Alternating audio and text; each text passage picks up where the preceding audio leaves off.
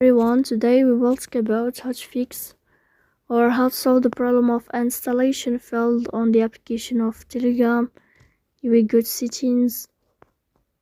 In this page, you will go to apps, default apps, app settings. When above, you will search about Telegram and you will click here.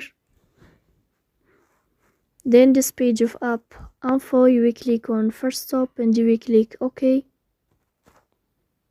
Here you will enter to the window of storage. Then we click on clear cache. But pay attention, don't click clear data because that can delete your account.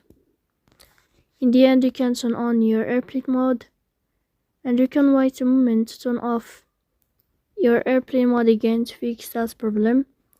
So please don't forget to support us by like and subscribe. See you next time.